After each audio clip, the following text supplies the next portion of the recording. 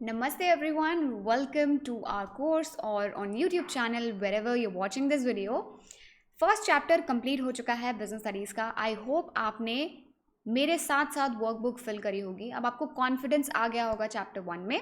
Chapter 1 A to Z हमने सारे topics उसके कवर कर लिए थे एंड वर्कबुक में सारी फिल भी करी थी, तो कॉन्फिडेंस आपका बढ़ गया होगा. इस वीडियो में हम शुरुआत करने वाले हैं चैप्टर नंबर 2 की. और chapter number 2, let me tell you guys, बहुत ही ज़्यादा डराने वाला चैप्टर है. बहुत सारे स्टूडेंट्स को डर लगता है लेजिट इस चैप्टर से, क्योंकि इसमें इतने सारे प्रिंसिपल्स हैं. कन्फ्यूजन बहुत जल्दी हो जाता है.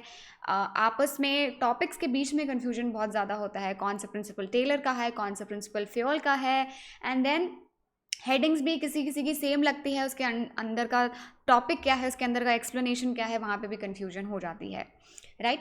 But through this video, through these notes, you will be able to understand chapter number 2 in the most interesting way. तो आपको क्या करना है? आपको सबसे पहले ये नोट्स चाहिए. वीडियो शुरू करने से पहले ये नोट्स को डाउनलोड करके प्रिंट आउट ले लो. घर पे प्रिंटर है, वेल एंड गुड, वहीं से डाउनलोड हो जाएंगे. नहीं तो आसपास किसी फोटोकॉपी वाली शॉप पे से ले आओ, राइट? 10 रुपये, 15-20 रुपये लगेंगे, वहाँ से प्रिंट आउट लेकर आ जाओ. फिर उसके बाद आपको क्या करना है? आपको जब ये वीडियो देख रहे हैं, आपको पूरे फोकस के साथ मेरे साथ रहना है. इस वीडियो में बने रहना है जब तक आपका चैप्टर नंबर 2 कंप्लीट नहीं हो जाता. आपकी वर्कबुक में ऐसे फिल इन द ब्लैंक्स होंगे. मेरे साथ साथ आपको ये वर्कबुक फिल करनी है. आप पेंसिल, पेन, जो आपको यूज़ करना है आप करिए. मैं तो रेकमेंड करूँगी कि आप पेंसिल यूज़ करें, क्योंकि आपको सेकंड टाइम भी रिवीजन करना है, थर्ड टाइम भी रिवीजन करना है. So you can just erase whatever you have written and then you can reuse the workbook, right? तो मेरे यहाँ पे तो जैसे क्या है कि मैं यहाँ पे कुछ भी लिखती हूँ तो I can easily erase, right? मैं यहीं से इरेज करके इसको री यूज़ कर सकती हूँ. It's a PDF that I am using right now. But आप प्रिंट आउट ले रहे हैं, so make sure that you use pencil for safer side, ठीक है? और ऐसे मत करना कि मैम चाहे कुछ भी पढ़ाई जा रही है, मैं बस अपना पहले से फिल करके लगता हूँ. फिल करना ही तो है, फिल ही तो करना है. नहीं, यहाँ पर मेन गोल ये नहीं है कि बस अंधाधुंध फिल करना है. मेरी बातें सुननी है, जो लिखा हुआ है, जो इसमें लिखा हुआ है एक्चुअली में वो रीड करना है, समझना है उसको, एंड देन आंसर. ऑब्वियसली अगर आप सोच रहे हो, it's the best thing that you can do, क्योंकि आंसर अगर आप सोच पा रहे हो, आप रिकॉल कर पा रहे हो, उससे बेस्ट कोई चीज़ नहीं. क्योंकि अल्टीमेटली एग्जाम में भी आपको सेम एक्सरसाइज रिपीट करनी है. क्वेश्चन पढ़ना है, आंसर सोचना है और लिखना है. MCQ के एग्जाम है तो मार्क करना है, OMR शीट में मार्क करना है, right? But the underlying concept is that कि आपको मेरी बातें सुननी है. जो कॉन्सेप्ट यहाँ पे, जो चीज़ें यहाँ पे लिखी हुई हैं, उनको भी पढ़ना ज़रूर है. ऐसा नहीं है कि आप बस इनको इग्नोर कर दो. एंड देन फिल करना है. आप जैसे जैसे फिल करोगे, आप जो भी पढ़ रहे हो, जो भी मेरी बातें सुन रहे हो, वो आपके दिमाग में एक डीपर लेवल पर सेट होती रहेंगी. जब हम सिर्फ सुन रहे होते हैं, हम बहुत कम चीज़ें रिटेन कर रहे होते हैं. जब हम सुन रहे होते हैं, हम लिख रहे होते हैं, our chances of remembering that content, our chances of retaining that concept increases multifolds. Okay? And on that note, let's start with the revision of chapter number 2. Chapter number 2 है हमारा बच्चों, जिसका नाम है प्रिंसिपल्स ऑफ मैनेजमेंट. सबसे पहला doubt आपका यही आएगा कि मैडम आखिरकार ये प्रिंसिपल्स क्या होते हैं? रिविजन वीडियो है तो क्विकली देख लेते हैं. प्रिंसिपल्स जो हैं वो हमारे बेसिक रूल्स होते हैं, या फिर कोई पर्टिकुलर आइडिया होता है कि हमें कोई पर्टिकुलर चीज़ कैसे करनी है, या वो चीज़ होती कैसे है, राइट? तो बेसिक रूल्स या आइडियाज़, ये आपका प्रिंसिपल का अंडरलाइंग कॉन्सेप्ट है. अब जब हम मैनेजमेंट के पॉइंट ऑफ व्यू से पढ़ेंगे, तो मैनेजमेंट की लैंग्वेज में प्रिंसिपल्स वो गाइडलाइंस होती हैं जिनको हमें फॉलो करना पड़ता है, ठीक है? अब हमें यहाँ पे अपने fill in the blanks हम देखते हैं. Managerial principle is a broad and general. Like ये जनरल जो हैं, ये गाइडलाइंस होती हैं. किस चीज़ के लिए होती हैं, किस चीज़ में हेल्प करते हैं? ये हमें डिसीजन मेकिंग में हेल्प करती हैं. अदरवाइज तो प्रिंसिपल की क्या ही रिक्वायरमेंट है? कोई एज सच सरकार ने कोई मैंडेटरी थोड़ा ना कर रखा है कि ये प्रिंसिपल्स फॉलो करने ही करने हैं. दूसरा, बिहेवियर को समझने में हेल्प करती हैं, क्योंकि ये सारे प्रिंसिपल्स जो हैं बहुत सारे एक्सपेरिमेंटेशन के बाद डेवलप हुए हैं. तो हमने across like different eras human behaviour को अंडरस्टैंड करके ये मैनेजमेंट के प्रिंसिपल्स डिराइव करे हैं, ठीक है? अब हमें मैनेजमेंट प्रिंसिपल्स ऑफ मैनेजमेंट को कंपेयर करना है 3 चीज़ों से, और वो 3 चीज़ें हैं. सबसे पहले प्योर साइंस, फिर techniques, and then values. Okay, तो सबसे पहले प्योर साइंस देख लेते हैं. प्योर साइंस बच्चों क्या है? प्योर साइंस है एकदम rigid. Chemical formula of water, मैं सबसे हमेशा यही यूज़ करती हूँ क्योंकि आपको पता है सबसे आसान है। H2O बचपन से रटा हुआ है, O2 ऑक्सीजन, H2O वाटर रटा हुआ है, इसलिए सबसे ईजिएस्ट एग्जाम्पल मैंने यूज़ कर रखा है। Chemical formula of water is H2O. It is H2O in India, it is H2O in Syria, it is H2O in America. Wherever you go, the chemical formula of water remains same. Yani science is very, very rigid. However, the principles of management, they are not rigid, okay? So management principles are not as rigid as the principles of pure science, because हम management में हम किससे deal कर रहे हैं? We are dealing with the human behavior. Yes, human behavior. Okay, so simple था. Now we are comparing management principles with techniques. Techniques क्या होती हैं? टेक्निक्स बेटा एक सेट ऑफ प्रोसीजर्स या सेट ऑफ स्टेप्स आप कह लो जो हमें फॉलो करने पड़ते हैं एक पर्टिकुलर टास्क को कंप्लीट करने के लिए या फिर एक पर्टिकुलर गोल को अचीव करने के लिए. ओके, सो टेक्निक्स क्या है? टेक्निक्स हमारे प्रोसीजर्स हैं. लिखते चलो, हाथ चलते रहने चाहिए आप सभी के. ओके, टेक्निक्स क्या है? प्रोसीजर्स हैं या फिर मेथड्स हैं जिसमें सीरीज ऑफ स्टेप्स इन्वॉल्व हैं ताकि हम कोई पर्टिकुलर डिजायर्ड गोल अचीव कर सकें. और प्रिंसिपल्स क्या है? प्रिंसिपल्स जैसे मैंने आपको बताया था ये गाइडलाइंस हैं जो हमें फॉलो करनी है, जो हमें डिसीजन मेकिंग में हेल्प करती हैं while we are actually practicing the techniques. while we are actually practicing the techniques. अब आप बोलोगे ma'am pure science versus principle, pure science versus principles versus techniques versus values. अभी पहले वैल्यूज देख लो, फिर मैं आपको इन सब का पूरा बताऊंगी. ठीक है, अब वैल्यूज क्या होती हैं? आपने देखा होगा ना, हर किसी की कुछ फैमिली वैल्यूज होती हैं. फॉर एग्जांपल वेजिटेरियन जो है खाना है, राइट? हमारी फैमिली की वैल्यूज़ हैं, पूजा करनी है, हर दिन में ज्योति जगानी है, राइट? और झूठ नहीं बोलना, ऑनेस्टी रखना है, पूरा काइंडनेस के साथ हमें लोगों के साथ पेश आना है. ये सब हमारी फैमिली वैल्यूज़ हो सकती हैं. तो family values is just one part of it. But values अगर हम कॉन्सेप्ट को देखें तो वैल्यूज़ क्या हैं? ये डिज़ायरेबल होती हैं, राइट? मतलब ये मैंडेटरी नहीं है. Again these are desirable. हमें अच्छे लगते हैं वो लोग जिनकी वैल्यूज़ होती हैं, उनको हम मानते हैं कि चलो इस इंसान की मॉरल वैल्यूज़ हैं, इसके कुछ उसूल हैं ज़िंदगी में. ठीक है, एंड दे हैव मॉरल, मतलब वर्ड वैल्यूज़ के साथ हमेशा मॉरल जुड़ा होगा. So they have moral connotation. Connotation का मतलब बेसिकली ये बताना चाह रहे हैं कि वैल्यूज़ जो है वो बिल्कुल मॉरल्स वाली फीलिंग दे रहे हैं. So that's what connotation. It's basically a literary device जो से बता रहे हैं कि वैल्यूज से हमें मॉरल्स वाली फीलिंग आती है. Okay, and principles are basic truth और गाइडलाइंस. हमें वैल्यूज़ का क्या देखा कि वैल्यूज़ जो हैं मॉरल कॉनोटेशन होती हैं, दे आर डिज़ायरेबल. प्रिंसिपल्स क्या है? गाइडलाइंस हैं या फिर एक किस तरीके से हमारा बिहेवियर होना चाहिए, किस तरीके से कोई टास्क होना चाहिए, उसके बेसिक गाइडलाइंस हैं. ठीक है, तो values are general rules for behaviour in individuals of individuals in society and they have been form through common practice.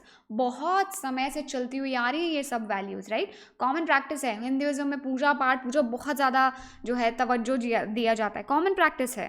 ठीक है, whereas principles of management are formed after research and experimentation. आपने देखा था ना, अगर आपने मतलब chapter आपने पढ़ा ही हुआ है ऑब्वियसली, तो आपको याद होगा कि कैसे टेलर ने या फिर फेयोल ने एक्सपेरिमेंट्स करे थे, रिसर्च करी थी उन्होंने कि ऐसे ऐसे होता है. अगर आप बड़ी लेवल पे जाओगे तो हॉथॉर्न की स्टडीज़ पढ़ोगे, उन्होंने प्रॉपर रिसर्च करा हुआ है. So they have been formed after research in work situations which are technical in nature. ठीक है, अब आपको मैं इनका मतलब समझाती हूँ. हम किनका? Pure science principles versus techniques versus values. अब हम एग्जांपल ले लेते हैं कि हमें रिक्रूटमेंट करना है, किसी कंपनी में हायर करना है. ठीक है, हमें क्या करना है? हमें रिक्रूटमेंट करनी है. तो अब हमारे टेक्निक्स क्या हो जाएंगी? टेक्निक्स हो जाएंगी कि हमने पूरा एक प्रोसीजर बनाया हुआ है कि भाई हमें naukri.com पे अपना जॉब ओपनिंग डालनी है, फिर हमें रेज्यूमे आएंगे, फिर हम रेज्यूमे शॉर्टलिस्ट करेंगे, फिर हम इंटरव्यू करेंगे, फिर जो है ग्रुप डिस्कशन करेंगे and then we finally select the person. अब इसमें प्रिंसिपल्स क्या हो जाएंगे? प्रिंसिपल्स हो जाएंगे कि हमें कॉम्पिटेंट लोग हायर करने. ये हमारी कंपनी के प्रिंसिपल है कि हम सिर्फ कॉम्पिटेंट लोग हायर करते हैं, राइट? Hire competent people. और वैल्यूज़ क्या हो जाएंगी? वैल्यूज़ हो जाएंगी that we have to give a fair chance to everybody. हमें ऐसा नहीं करना है कि जी हमें अग्रवाल, गुप्ता और इन सबको बनिए लोगों को ज़्यादा प्रेफरेंस देनी है, right? No discrimination on the basis of caste, creed, gender, ठीक है। तो ये हमारी क्या हो गई, वैल्यूज़ हो गई कि हमें फेयरली सारे कैंडिडेट्स की एप्लीकेशन को एक्सेप्ट करके उनको शॉर्टलिस्ट करना है। तो ये हो गया आपका बेसिक मेजर एग्जाम्पल, जिसमें हमने देख लिया टेक्निक्स क्या होती हैं और आपका प्रिंसिपल्स क्या होते हैं एंड आपकी वैल्यूज़ क्या होती हैं। Now we are going to do a very important topic, that is nature of principles of management. सबसे पहला, नेचर का मतलब याद करो, हमने चैप्टर 1 में क्या देखा था, like these are what, like basic characteristics of anything. So now we are talking about principles of management, so we are going to talk about कि इसका नेचर, कैरेक्टरिस्टिक, इसका मेन जो है नेचर कैसा है, कैसे दिखते हैं प्रिंसिपल्स ऑफ मैनेजमेंट, राइट। तो सबसे पहले इन्होंने बता रखा है कि इनकी यूनिवर्सल एप्लीकेबिलिटी होती है। यूनिवर्सल, ब्लू पेन से लिख लेते हैं, चलो जी, यूनिवर्सल एप्लीकेबिलिटी, ये हर जगह एप्लीकेबल हैं। आप ये मत समझना कि ऑर्गेनाइजेशन अगर छोटी है तो प्रिंसिपल्स नहीं लगेंगे। कॉर्पोरेट हो, लार्ज कॉर्पोरेशन हो, स्मॉल ऑर्गेनाइजेशन हो, प्राइवेट सेक्टर हो, पब्लिक सेक्टर हो, ठीक है, आपका मैन्युफैक्चरिंग सेक्टर हो, आपका सर्विस सेक्टर हो, हर जगह ये एप्लीकेबल होते हैं। So the principles of management are intended to apply to all types of organisations, okay. Second जो है, सेकंड प्रिंसिपल है हमारा जनरल गाइडलाइंस। यानी ये क्या है, ये बात तो हमारी तीसरी बार रिपीट हो रही है। तो अगर अब आपको डेफिनेशन दिख जाए प्रिंसिपल्स की, आपको अपने एग्जाम में जनरल गाइडलाइंस आपके दिमाग में बस बत्ती जल जानी चाहिए। तो प्रिंसिपल्स जो हैं ये गाइडलाइंस टू एक्शन है, but they do not provide 100% solution to 100% of the situation 100% of the time. यानी इनके पास कोई स्ट्रेट जैकेट फॉर्मूला नहीं है कि आप, जैसे होता है ना कि ये घुट्टी है, ये पी लो, ठीक हो जाओगे, ऐसा नहीं है। ये प्रिंसिपल है, ये लगा लो, चाहे कैसी भी सिचुएशन हो, ठीक हो जाएगा, ऐसा नहीं है। Because we are dealing with human behaviour and real business situations जो होती हैं वो बहुत ही कॉम्प्लेक्स होती हैं और बहुत ही डायनामिक होती हैं, okay. So these are just general guidelines. Third point जो है वो है हमारा, that they are formed after practice and experimentation, that they are formed after practice and experimentation, okay ये पॉइंट आप यहाँ पे लिखो। So the principles of management are formed by experience, यानी हमने बार बार, बहुत सारे मैनेजर्स ने, बहुत सारे रिसर्चर्स ने, मैनेजमेंट मोगुल्स, गुरुज, उन सब ने क्या है, रिसर्च करी है, बैठ के ऑफिस एनवायरनमेंट में लोगों को समझा है, उनके काम करने के तरीके को देखा है, उनके साथ सर्वेज करे हैं, उनसे बातचीत करी है, इंटरव्यूज़ करे हैं, एंड बहुत सारे एक्सपीरियंसेस देखने के बाद तब जाकर ये प्रिंसिपल्स फॉर्म हुए हैं। And collective wisdom of managers as well as experimentation, यानी एक्सपेरिमेंट्स करे हैं। यस, हॉथॉर्न का एक्सपेरिमेंट था, ठीक है, और जितने भी जैसे स्टैंडर्डाइजेशन ऑफ वर्क है, ये सब एक्सपेरिमेंट के बेसिस पर, लाइक ताकि इनकी वैलिडेशन मिल सके। प्रिंसिपल्स हमने बना तो दिए हैं, फिर हम एक्सपेरिमेंट करके देखते हैं कि क्या ये प्रिंसिपल वैलिड है वहाँ पर उस पर्टिकुलर सिचुएशन में, राइट। अगला जो पॉइंट है कि हमारे मैनेजमेंट के जो प्रिंसिपल्स हैं, they are flexible, they are not as rigid as the science principles, क्योंकि साइंस में चीज़ें बहुत ही डिफाइंड हैं, स्पेसिफिक हैं, यहाँ पर सब्जेक्टिविटी का इन्वॉल्वमेंट है, that is why they can not be rigid. So the principles of management are not rigid, they are not rigid and which have to be followed absolutely. They are flexible and they can be modified. जिसको अपनी situation के हिसाब से use करना है, principles को modify करके आप यूज़ कर लीजिए, आपके पास फ्री हैंड है आपको फ्लेक्सिबल बनाने का प्रिंसिपल्स का। सो हमारे मैनेजमेंट के जो प्रिंसिपल्स हैं वो क्या हैं, वो फ्लेक्सिबल हैं। अगला जो पॉइंट है वो ये है कि मेनली बिहेवियरल होते हैं। ये क्या होते हैं, mainly behavioural.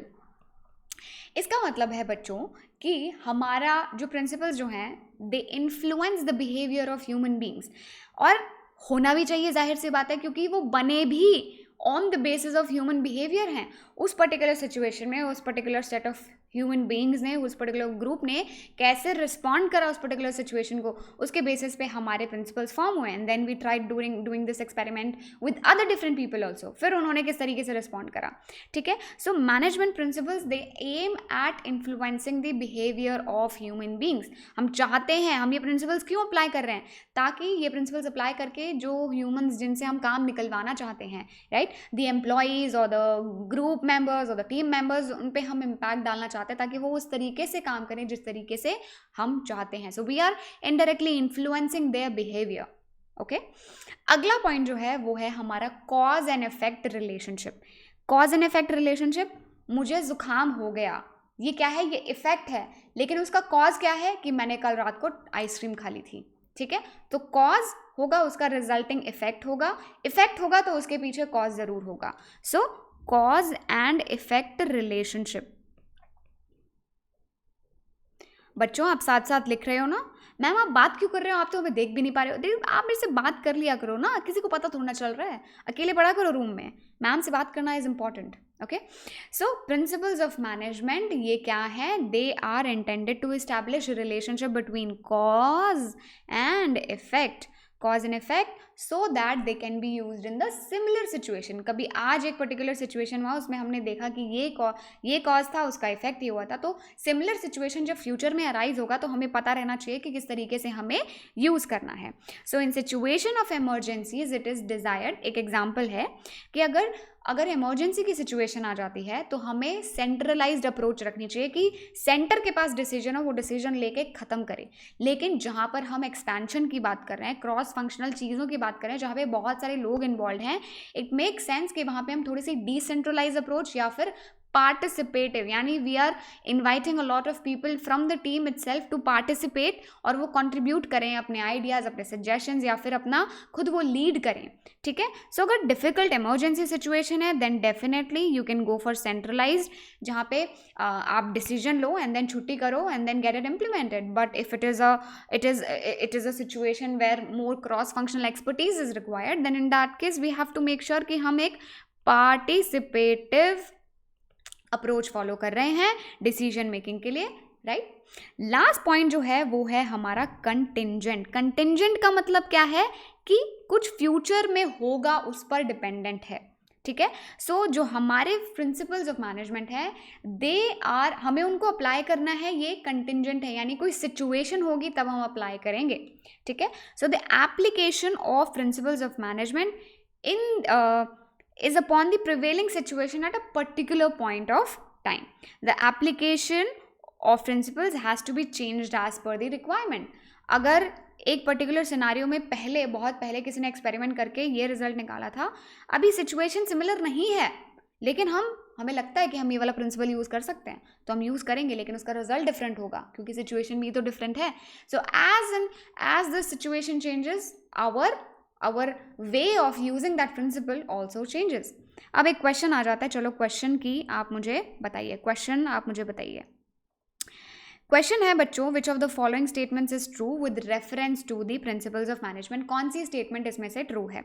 The principles of management have evolve, यानी प्रिंसिपल्स ऑफ मैनेजमेंट अब पूरे तरीके से इवॉल्व हो चुके हैं, फ्यूचर में कोई सीन दिख नहीं रहा है कि वो इवॉल्व होंगे. दूसरा पॉइंट है कि principles of management completely evolve हुए ही नहीं है अभी तक, लाइक अभी they are yet to be evolve, इनका एवोल्यूशन अभी स्टार्ट ही नहीं हुआ है. तीसरा पॉइंट है the principles of management are in the continuous process of evolution. अब एक बात बताओ, टेलर बहुत पहले कुछ प्रिंसिपल्स बनाकर गए थे, आज भी वो एग्जैक्ट डिट्टो तरीके से हम यूज़ करते हैं क्या? No, absolutely no. टेलर और फ्योल के क्लासिकल मैनेजमेंट थ्योरी बोला जाता है, आज चल रही है मॉडर्न मैनेजमेंट. उनके basics, obviously basics always remain the same, but the way they are being used it's not the same. So ये बात बिल्कुल गलत है, पहली भी और दूसरी भी. तो तीसरी बात एकदम करेक्ट है कि principle of management they are continuously evolving, क्योंकि ह्यूमंस भी तो, हम भी तो पहले कहाँ हैं, इतनी टेक्नोलॉजी आ गई है, इतने सारे चेंजेस आ गए हैं. सो जब हमारे आसपास का वातावरण सेम नहीं रहा तो उस पहले के वातावरण में यूज़ करे गए प्रिंसिपल्स कैसे हम आज आंख बंद करके बिल्कुल सेम डिट्टो तरीके से यूज़ कर सकते हैं? Absolutely no. Okay, so next topic that we are going to do is significance of principles of management. हाँ जी, आइए ये लाइन पढ़िए बेटा. डेरिवेशन ऑफ दीज प्रिंसिपल्स, यानी मैनेजमेंट प्रिंसिपल्स की बात हो रही है, may set to be a matter of science, यानी हम रिसर्च कर रहे हैं कि हाँ ठीक है, हम इनको जिस तरीके से हम डिराइव कर रहे हैं, you can say that it is based on science, but उनका जो एप्लीकेशन है, जिस तरीके से उनको अप्लाई किया जाता है डिफरेंट नई नई सिचुएशंस में, that application is pure art. और हमने डिस्कस भी करा था अपने पहले चैप्टर में, जिसमें हमने कंपेयर करा था मैनेजमेंट को आर्ट से। हमने बोला था मैनेजमेंट यार आर्ट है, हर किसी के बस की बात नहीं है। Okay, now we are going to talk about significance of principles of management. Significance बोले तो एक तरीके से हम ये बताना चाहते हैं कि उनकी इंपॉर्टेंस कितनी है, क्या क्या चीज़ें, क्या क्या बेनिफिट्स हमें डिराइव होते हैं प्रिंसिपल्स ऑफ मैनेजमेंट से। सो सबसे पहला जो प्रिंसिपल्स ऑफ मैनेजमेंट का बेनिफिट है वो है आपका प्रोवाइडिंग द मैनेजर्स, लिखते चलो लिखते, प्रोवाइडिंग मैनेजर्स विद, मेरी राइटिंग को पता नहीं क्या हो गया है, let me just try to write in a beautiful, with useful insights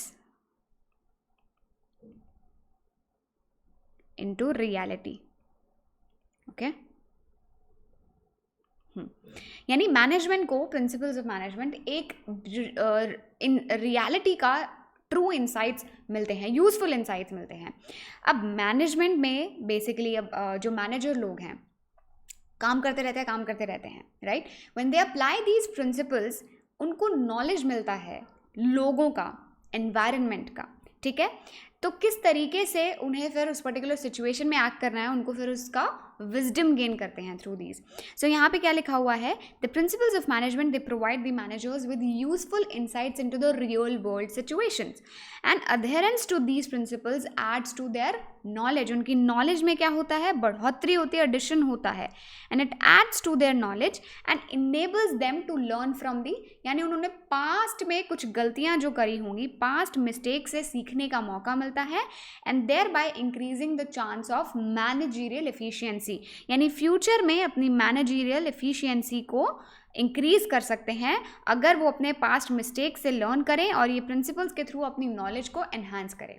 okay, second point जो है, सेकंड पॉइंट है हमारा, बहुत एक ऐसी लाइन है जो आपने अब्यूज होती हुई देखी होगी पूरे बिजनेस स्टडीज़ के सब्जेक्ट में, और वो लाइन है बच्चों, अगर आपने आधा बिजनेस स्टडीज़ पढ़ लिया तो वो समझ आ गया होगा मैं किस लाइन की बात कर रही हूँ। Optimum utilisation of resources. Yes, इतनी बार आप देखोगे हर जगह पे ये लाइन चिपका दी जाती है, optimum utilisation of resources, optimum utilisation of resources. और दूसरी लाइन कौन सी है, achievement of organisational goals, achievement of organisation objectives, right. लेकिन यहाँ पे हमारा आएगा effective administration, optimum utilisation of resources and effective administration, right. Resources आपको पता है क्या है, लिमिटेड हैं, हमारे पास अनलिमिटेड रिसोर्सेज नहीं है, there are only a few मतलब like we can number of resources ही तो हैं हमारी अर्थ पे, ठीक है, जिनको हम यूज़ कर सकते हैं। ह्यूमंस हैं चाहे या फिर जो हमारी ऑर्गेनाइजेशन में मटेरियल बनाने के जो भी रॉ मटेरियल है रिसोर्सेज के फॉर्म में, ठीक है। सो हमें क्या कोशिश करनी है, that we are putting them to optimum use. Optimum मतलब बेस्ट पॉसिबल यूज़, जहाँ पर ज़्यादा से ज़्यादा बेनिफिट मिले, मैक्सिमम बेनिफिट मिले मिनिमम कॉस्ट पर, ठीक है। तो हमें क्या डिराइव होना चाहिए, मैक्सिमम बेनिफिट डिराइव होना चाहिए मिनिमम कॉस्ट पर। ये है आपका सार, optimum utilisation of resources and effective administration. तो जब ये मैनेजर्स जो हैं ये प्रिंसिपल्स को यूज़ करते हैं, then they are in a position to foresee कि फ्यूचर में क्या कॉज एंड इफेक्ट चीज़ें हो सकती हैं, यानी कि एक पर्टिकुलर चीज़ होगी, एक सिचुएशन होगी, तो उसका रीज़न क्या रहा होगा। एम्प्लॉयज़ बहुत छोड़ कर जा रहे हैं, मतलब एट्रिशन बहुत बढ़ गया है, टर्नओवर, एम्प्लॉय टर्नओवर बहुत ज़्यादा हो गया, उसके रीज़न उसको पता होंगे, वो फिगर आउट कर पाएगा, वो सोच पाएगा, ठीक है। So to foresee the cause and effect relationships there of their decisions, ठीक है, उन्होंने कोई डिसीजन लिया है, उसका रिजल्टिंग इफेक्ट क्या हो सकता है वो फोरसी कर पाएंगे, एंटिसिपेट कर पाएंगे। एंड इसके चक्कर में अब इससे क्या होगा, इससे उनके पास विजडम होगा कि अच्छा this is how I have to apply my knowledge, right. अब उनके पास उनका खुद का डिस्क्रिशन खुद के बायस रिड्यूस हो जाएंगे जब उनके पास प्रिंसिपल्स की पावर होगी, प्रिंसिपल्स को उन्होंने पास में यूज़ करा होगा और उनके पास वो एक्सपीरियंसेस होंगे, ठीक है। So it is going to limit the boundary of managerial discretion. मतलब मुझे नहीं पसंद कि मेरे ऑफिस में लड़के काम करें, मेरा पर्सनल बायस है, मैं सिर्फ लड़कियां हायर, बट आपकी कंपनी में डाइवर्सिटी होनी चाहिए, आइडियाज़ तभी बहुत अच्छे निकलते हैं, राइट। तो ये सब बेसिक चीज़ें हैं। So it is going to limit the discretion of managers so that their decisions they are free from any personal prejudices and biases। यानी कोई पर्सनल बायस ना रहे, उसकी कोई गुंजाइश ना रहे अगर आप अपने रिसोर्सेज को ऑप्टिमम यूटिलाइजेशन में डालते हो, ओके। अब अगला जो पॉइंट है वो है आपका scientific decisions, right.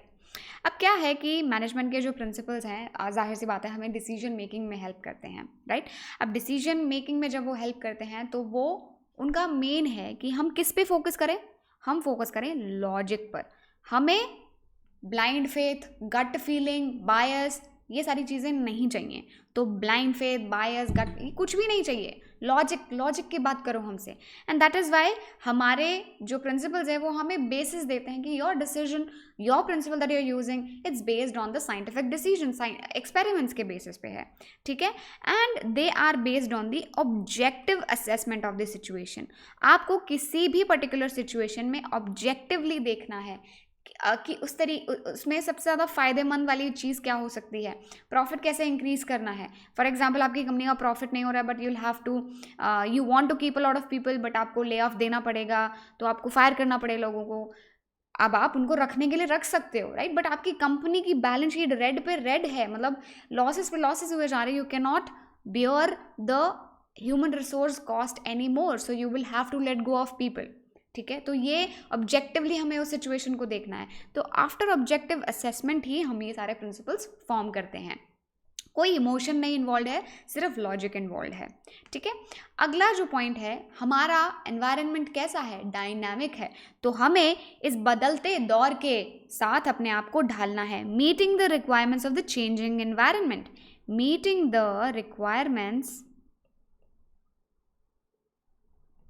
Of the changing environment. बेटा स्पेलिंग देख लेना थोड़ी सी, ठीक है। मैम ना आजकल डिसोरिएंटेड चल रही है थोड़ी सी। हाँ, सो हमारे प्रिंसिपल्स फ्लेक्सिबल हैं, ये तो हमने पहले ही देख लिया था, लेकिन हमारा जो एक्सटर्नल एनवायरनमेंट है वो भी तो कितना डायनामिक है। आए दिन कुछ नई चीज़ आ रही होती है मार्केट में, ठीक है। ऑटोमेशन हो रहा है, लोगों की जॉब जा रही हैं, ठीक है। Artificial intelligence, there are so many things that are going on, ठीक है। सो हमारे मैनेजमेंट के प्रिंसिपल्स को भी हमें फ्लेक्सिबल करना है ताकि वो अडेप्ट कर सके डायनामिक एनवायरनमेंट के साथ। And then it ultimately helps the manager कि वो इस बदलते समय के साथ अपने आप को ढाल सकें। अगला पॉइंट जो है सिग्निफिकेंस ऑफ मैनेजमेंट का, वो है सोशल रिस्पॉन्सिबिलिटी की फुलफिलमेंट, यानी फुलफिलिंग सोशल रिस्पॉन्सिबिलिटी, बिलिटी, ठीक है। स्पेलिंग देख लेना अपने आप मेरी वाली पर रिलाई मत करना, वैसे तो करेक्ट ही लिखे है बट समझ नहीं आ रही होगी आपको। या सो हम कहाँ एग्जिस्ट करते हैं, हम एक एनवायरनमेंट में एग्जिस्ट करते हैं। हम एनवायरनमेंट के रिसोर्सेज यूज़ करते हैं, उनके लोग, उनका लैंड, उनका जिनसे हम काम कराते हैं, raw material, trees, plants, there are so many things that we use from the environment, and it becomes the responsibility of the organization to give back to the society, ठीक है। So the management principles they have evolved in response with increased awareness। आजकल बहुत awareness है ना कि corporate को, बड़ी बड़ी कंपनीज को भी सोसाइटी के लिए कुछ करना चाहिए।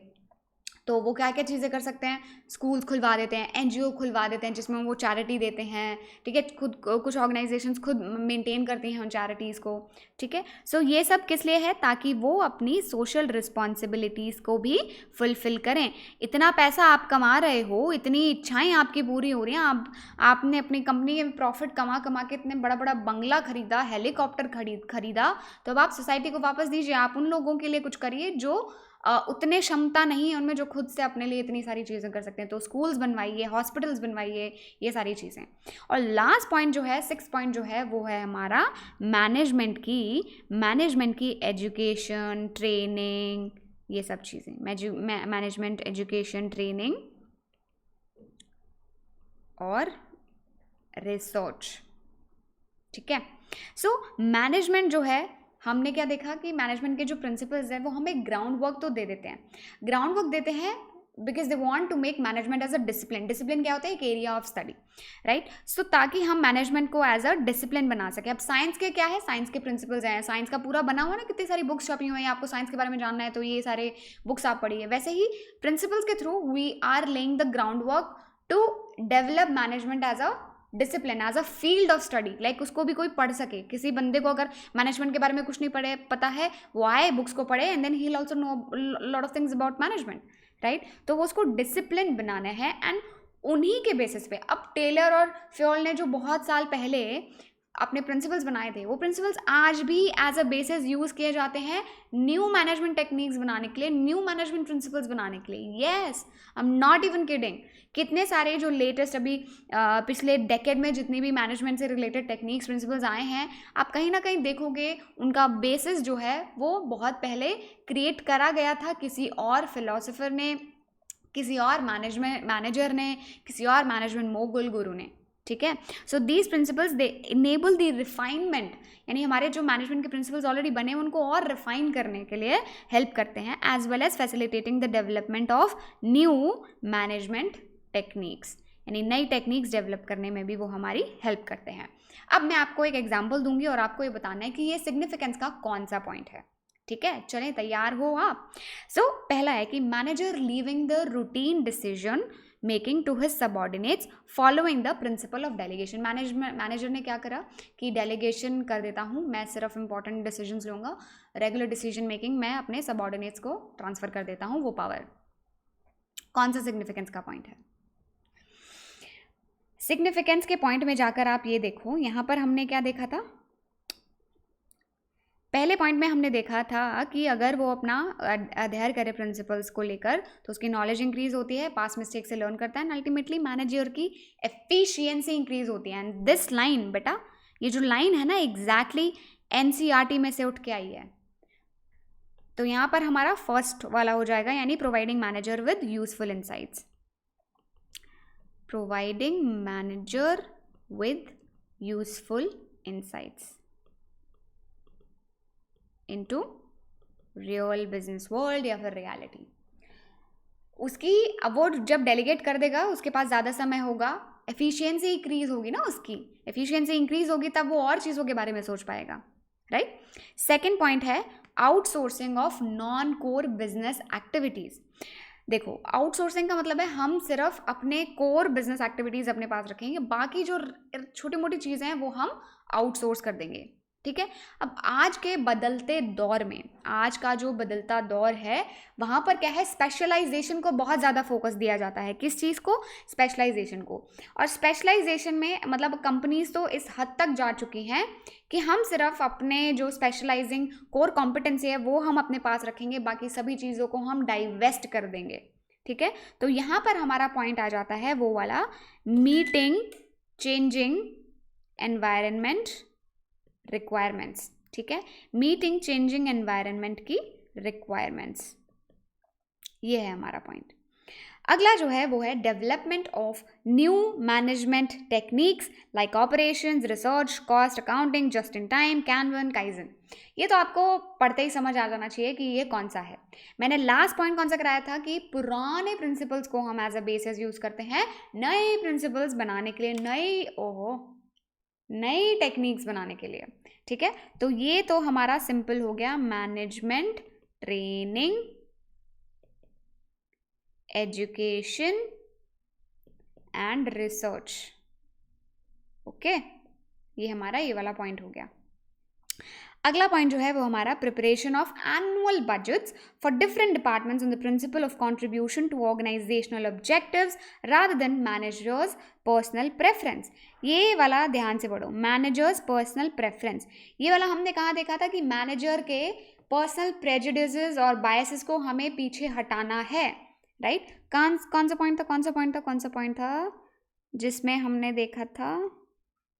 यस, ये वाला पॉइंट है ना, optimum utilisation of resources. Optimum utilisation of resources में लास्ट में हमने देखा था कि principles they equip the managers to foresee the cause and effect relationship after of their decision and limit the boundary of their managerial discretion.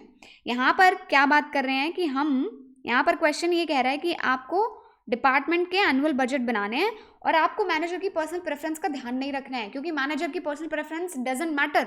Organisation के लिए सबसे ज़्यादा बेनिफिशियल क्या है, सबसे ज़्यादा हम अपने रिसोर्सेज को बेस्ट कहाँ पर यूज़ कर सकते हैं, वो है राइट। सो यहाँ पर आ जाएगा optimum utilisation of resources. Okay, optimum utilisation of resources and effective administration लिख लेना। लास्ट पॉइंट है development of entire township by भेल इन हरिद्वार। ये तो बहुत इजी सा लग रहा है, जिसमें हमें क्या लिखना है, फुलफिलिंग द सोशल रिस्पॉन्सिबिलिटी, यानी उनकी कुछ सोशल रिस्पॉन्सिबिलिटीज़ हैं जो उन्हें फुलफिल करनी है, फुलफिलिंग सोशल रिस्पॉन्सिबिलिटीज़। अब आपको पीछे से कुछ अजीबोगरीब आवाज़ आ रही होंगी, यूपीएस के ऑन और ऑफ होने की आवाज़ थी, वो इलेक्ट्रिसिटी जा चुकी है।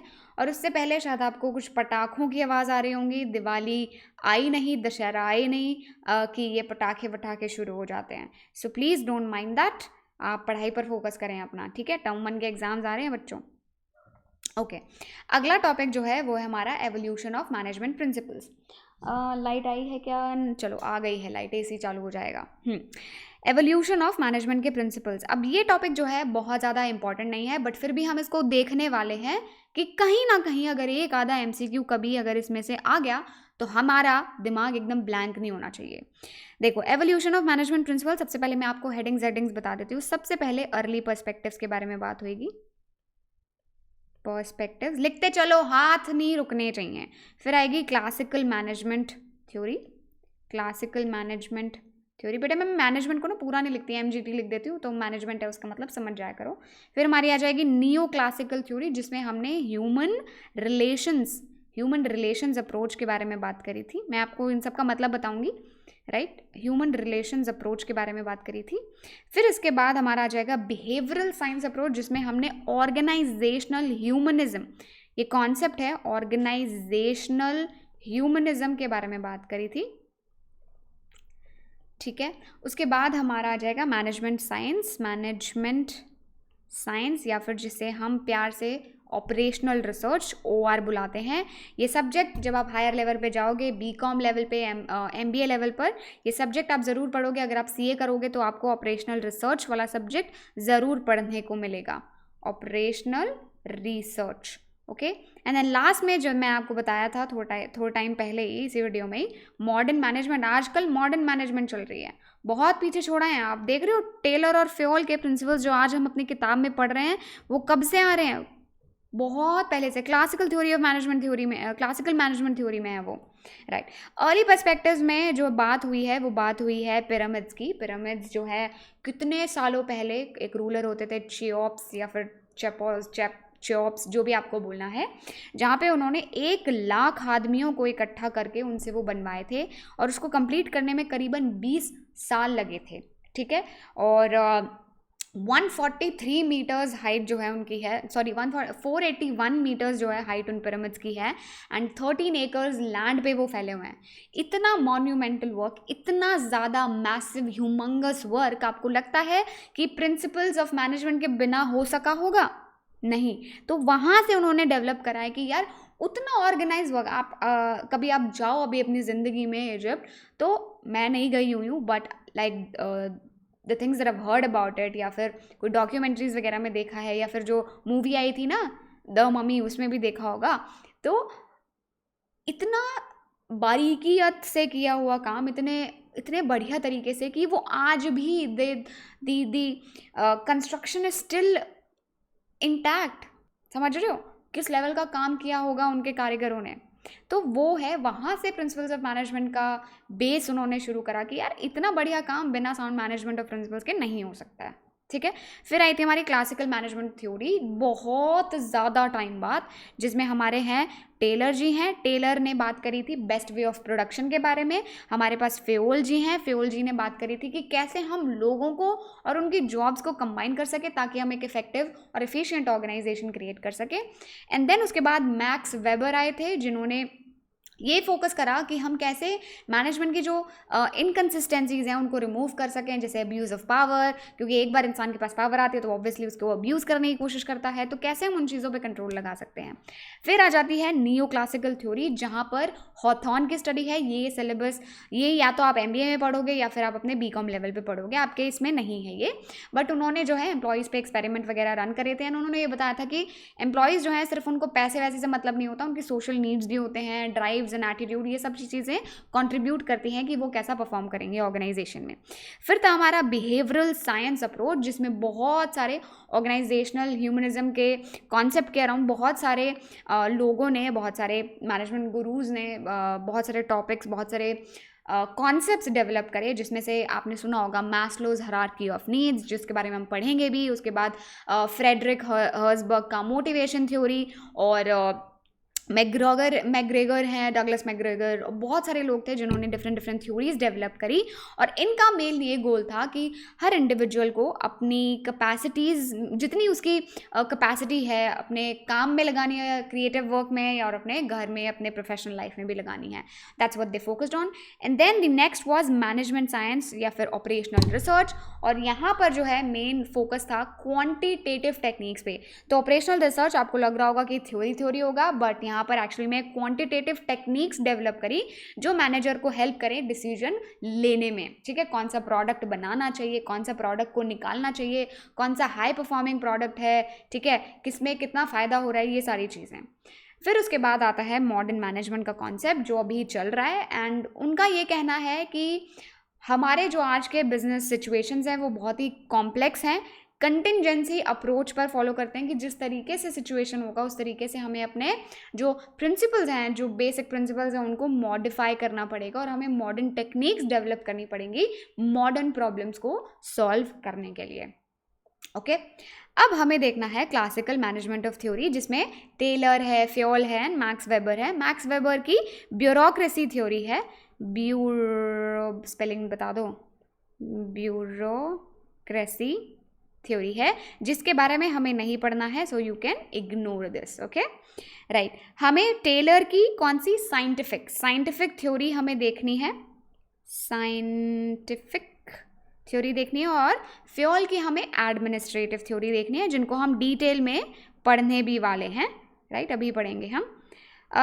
कुछ इंपॉर्टेंट डिटेल्स हैं, आप लिखना चाहें तो लिख सकते हैं, लाइक लाइफ टाइम 20 मार्च 1856 से लेकर 21 March 1915, and he was mister Taylor was a mechanical engineer, and he holds a degree in mechanical engineer.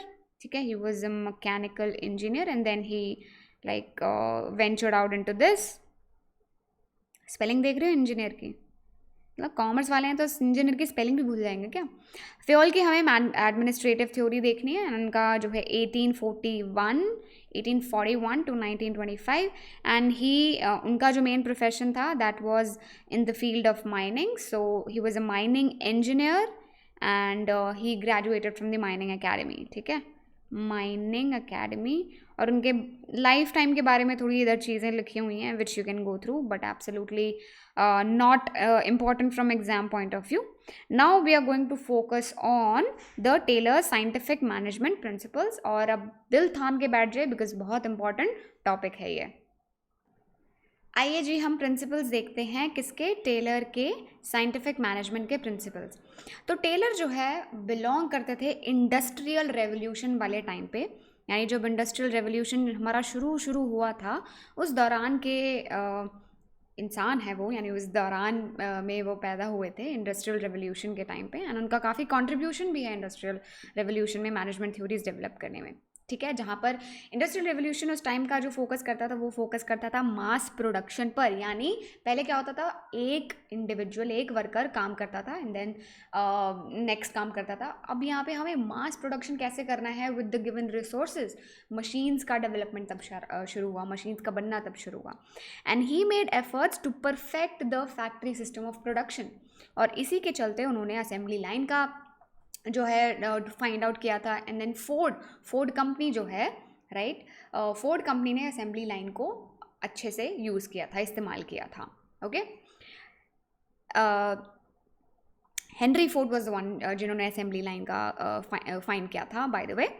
या सो टेलर थॉट कि by scientifically analysing the work, अगर हम किसी भी काम को साइंटिफिकली देखें कि वो किस तरीके से हो सकता है, then will be able to find out the one best way, यानी उस पर्टिकुलर काम को करने का one best way we can find out, right.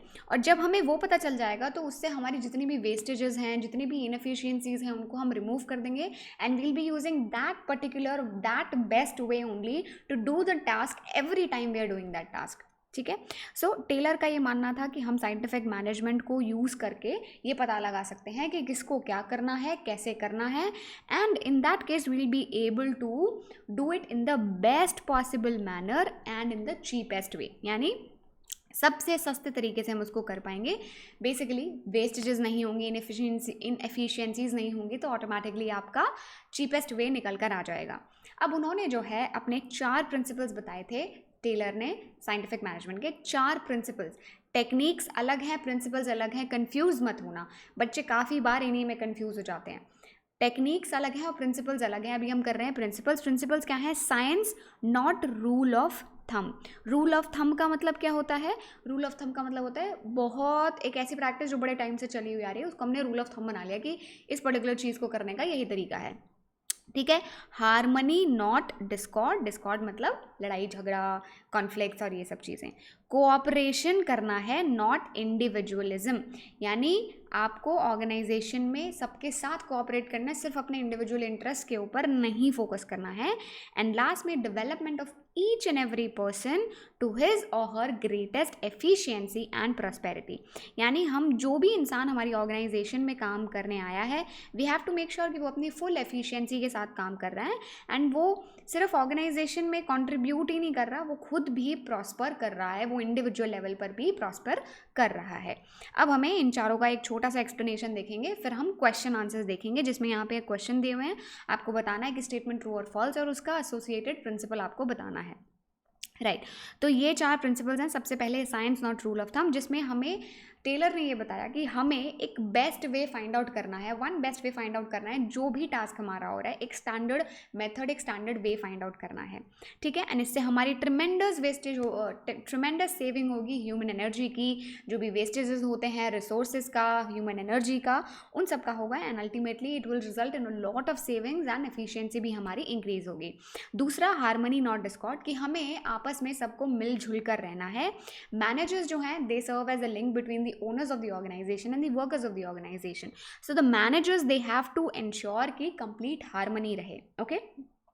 तो मैनेजमेंट को, जो टॉप मैनेजमेंट है, उनको जो प्रॉफिट कमा रहे हैं वो प्रॉफिट वर्कर्स के साथ शेयर करना चाहिए, एंड वर्कर्स को इन रिटर्न हार्डवर्क करना चाहिए, बेफालतू की स्ट्राइक्स पर नहीं जाना चाहिए, जिससे कंपनी के प्रोडक्शन को नुकसान हो, कंपनी के सेल को नुकसान हो, एंड कंपनी की इमेज को भी नुकसान हो। ठीक है, so there should be complete harmony between the management and the workers, और दोनों को ये रियलाइजेशन होना चाहिए, दोनों को ये समझना चाहिए कि वो दोनों एक दूसरे के लिए इंपॉर्टेंट है। ऐसा वर्कर्स को नहीं लगना चाहिए कि हम नहीं होंगे तो कंपनी का कुछ नहीं होगा, और कंपनी को भी ऐसा नहीं लगना चाहिए कि ये वर्कर नहीं रहे तो भी मुझे कोई फर्क नहीं पड़ता, मेरी कंपनी ग्रो करती रहेगी। ऐसा नहीं हो सकता, म्यूचुअल बेनिफिट्स हैं दोनों के।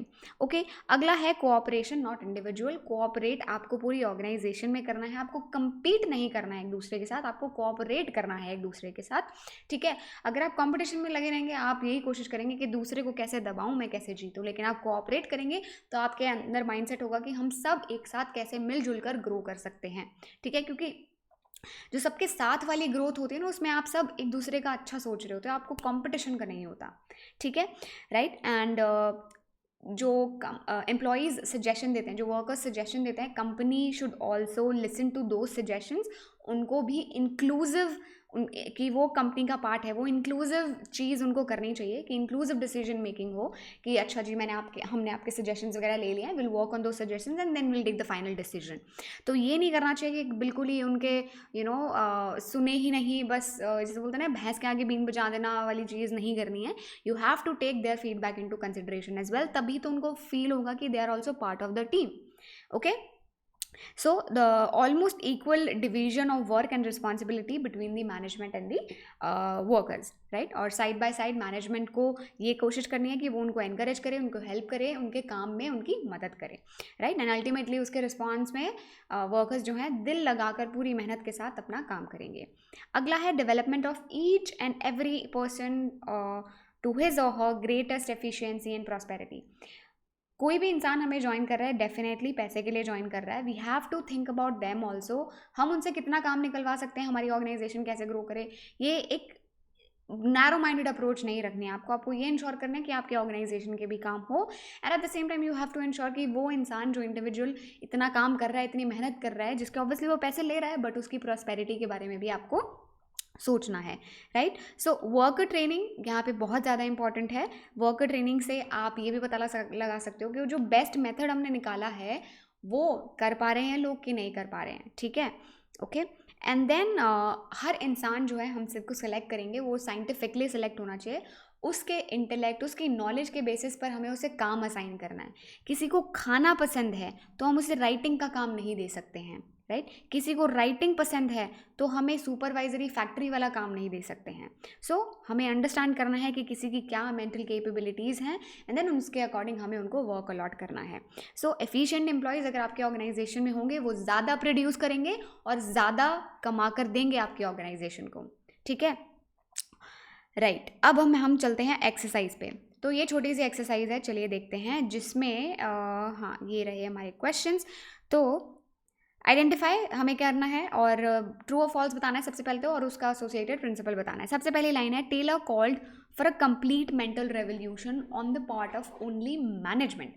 मेंटल रेवोल्यूशन बोला था टेलर ने, लेकिन दोनों के पार्ट पे बोला था, मैनेजमेंट के पार्ट पे भी और वर्कर्स के पार्ट पे भी। So this is false. और यहाँ पे कौन सा आपका प्रिंसिपल आ जाता है? सबके बीच में हार्मनी रहनी चाहिए, harmony not discord, okay, not discord, right? अगला क्वेश्चन है Taylor believe that there was one best way to maximise the efficiency. This is absolutely true. और ये हमारा पहला जो प्रिंसिपल था उन्होंने बोला था science not rule of thumb, okay? Rule of thumb नहीं लगाना है कि बड़े सालों से ये प्रैक्टिस चली आ रही तो अब हाँ हम यही करेंगे। साइंस लगाइए, लॉजिक लगाइए आप पीछे। Taylor stood for worker development and emphasised on worker training to increase efficiency. ये तो अब भी हमने करा, ये स्टेटमेंट एकदम ट्रू है। और जहाँ पे हम बोलते हैं ना training of the workers was very important.